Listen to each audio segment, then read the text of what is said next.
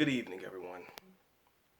From all nations, continents, countries, nationalities, ethnicities, outside of Filipino, Filipina, and the like, I, the good doc, have been tasked with delivering the Foreigner's State of the Nation address for the Philippines.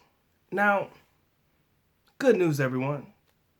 Unless you've been living under a rock, the doc will be the 100th person to tell you that the Philippines, as of the early part of February 2022, has officially opened its borders. Now, what exactly does that mean, per se? That just means that I would still be hesitant to plan a vacation far out in advance, knowing that the Philippines could close its borders at any given moment in time. Not only, gentlemen, is the Philippines open, by the way, no longer do you have to stand in the corner doing the Birdman hand rub, waiting in anticipation for your time to come to the Philippines. It has officially arrived. No longer do you have to sit there with the lotion, the baby oil, the Vaseline on your bedside, waiting in anticipation for the country to open. You can now pack all that shit in your bag and take it with you to the Philippines, baby, because the country is officially open. I predict to you guys a heavy stimulation of funds coming from foreigners in places like Walking Street, Mango Square, Makati. I can't remember the name of the place off the top of my head, but Walking Street, Makati, and all the like. I can predict a stimulation of funds in these particular areas without even actually physically happening to be there. Okay, I can see it coming. But again, as we deliver the State of the Nation address for foreigners looking to travel to the Philippines, I want you guys to understand the country is officially open. So what does that exactly mean outside of all the fun gentlemen can have, potential fun gentlemen can have, relationships of your young ladies that have been waiting for you to come to the country for the past 6 months to a year? You can now get to them as well. But outside of that, what does that genuinely mean as a foreigner to the Philippines?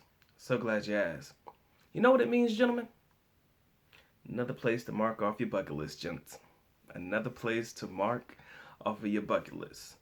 Am I going to jump the gun and go to the Philippines right now? No. Do I recommend you jump the gun and go to the Philippines? You go exactly when you feel comfortable with going. Whether that be now, whether that be later. Plan accordingly. But what I will say is that we are now getting back to some sense of normalcy. Okay?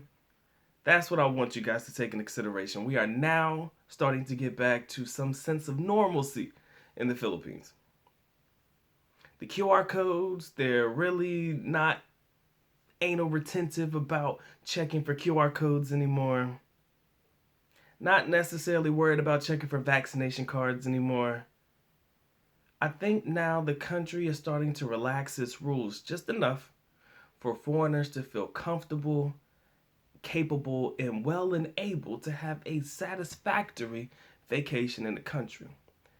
We are no longer under what I would like to call the martial law of sorts, wherein you're basically, where every move that you make in the country is dictated by those in charge.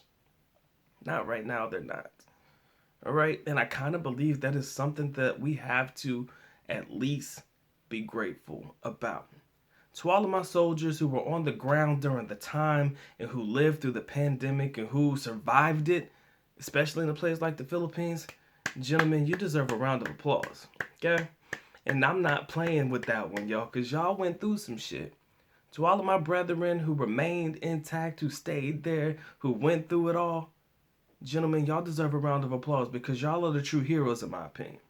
These are the foreigners that are the true heroes in my opinions. Because these are the guys who will tell you what it was like, who will now be able to tell you where the country is trending towards, and they can damn sure tell you exactly where foreigners can find their way when they actually get to the country. So as I deliver this Foreigner State of the Nation address, look for those looking to travel to the Philippines, I want you to keep in mind, ladies and gentlemen, Once upon a time, there was a little thing called a CV. CV may still be with us, ladies and gentlemen, but I promise you, it is not affecting our travel like it once did. So that is something we should not take for granted. And as travel season comes upon us, I want you to be ready.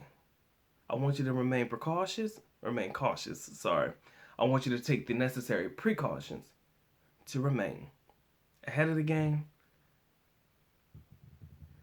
in many ways than one. All right? This has been a very brief but necessary State of the Nation address brought to you by the good Dr. Mike TV. If you haven't already subscribed, make sure you check it out. Make sure you subscribe to the channel. All of my good stuff in the description area below. Y'all take care of yourselves and each other, man. Doc is out. Peace.